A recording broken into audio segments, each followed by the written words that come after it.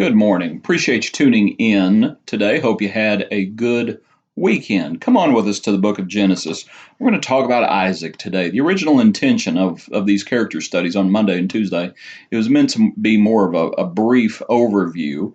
Kind of got away from that dealing with Abraham just because there was so much that happened in Abraham's life, but I want to get back to it with Isaac. Want to just look at a very simple, brief overview of Isaac's life. Come on with us to the book of Genesis. And I thought we might just start in chapter 21, verse 1. The Lord visited Sarah as he had said, and the Lord did for Sarah as he had spoken, and Isaac is going to be born. Come down to verse 8. So the child grew and was weaned, and Abraham made a great feast on the same day that Isaac was weaned.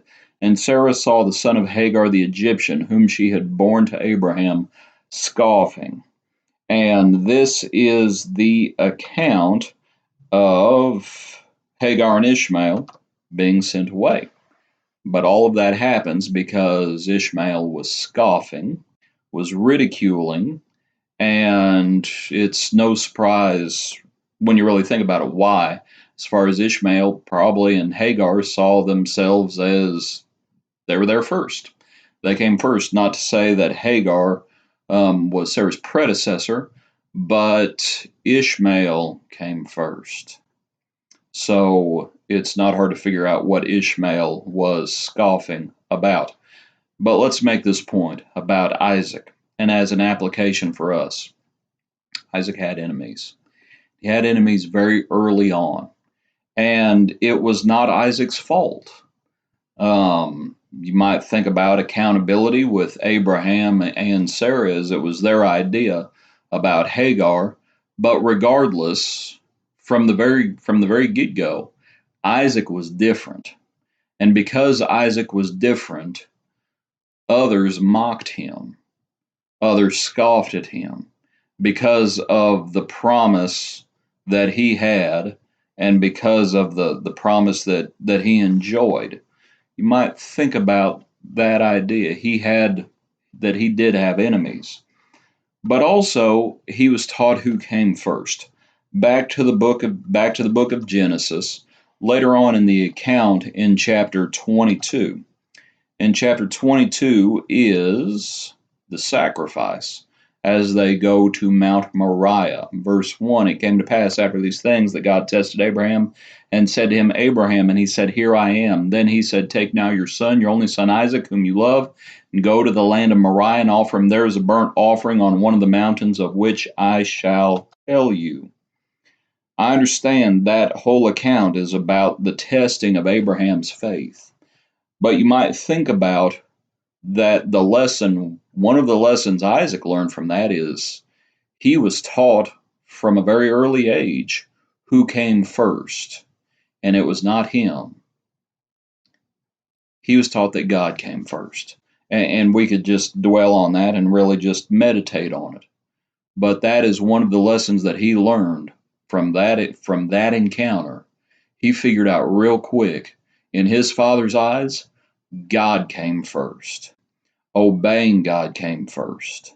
Serving God came first, even above him.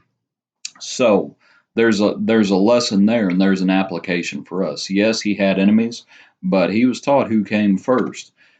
He was also taught that marriage better be good, and for that, come back to the account. Come back to Genesis. Let's look over in chapter 24.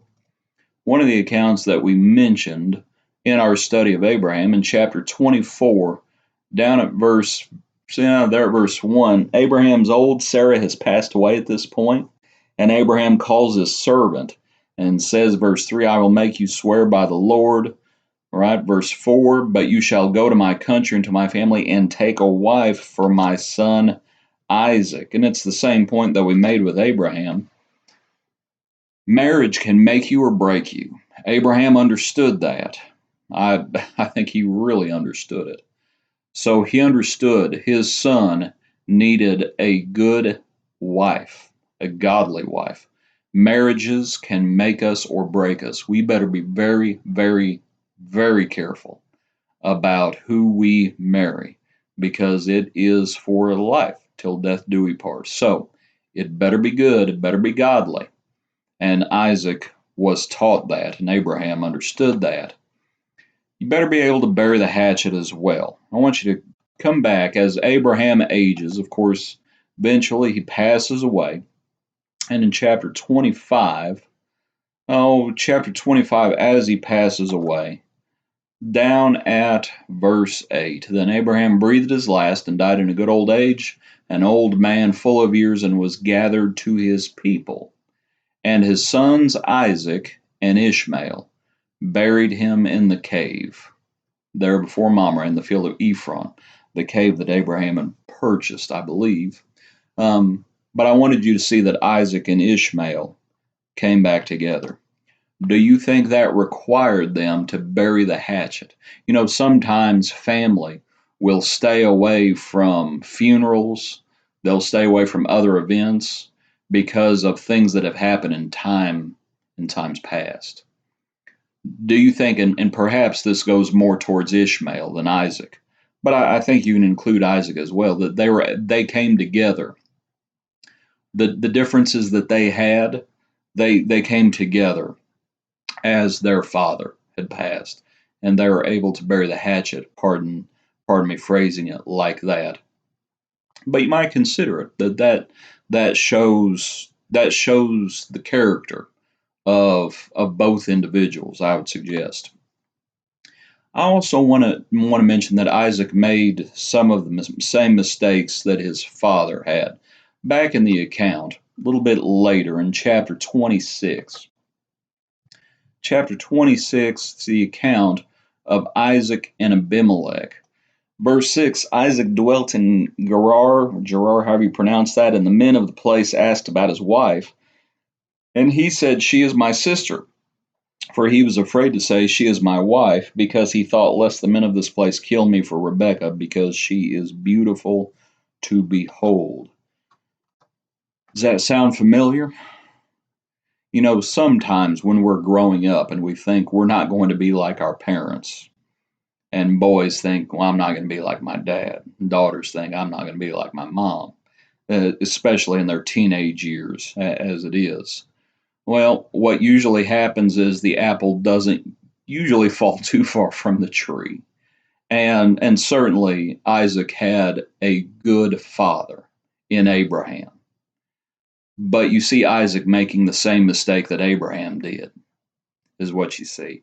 And very often when we deny it and we say, "No, I'm not like my parents."